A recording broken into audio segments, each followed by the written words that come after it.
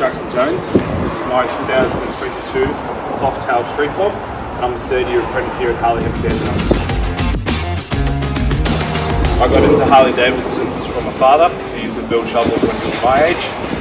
I wanted to keep the legacy going and start building bikes like he did, and here I am. So factory street bobs have 14-inch apes on it. I've decided to swap it out for a 10.5-inch original garage riser setup.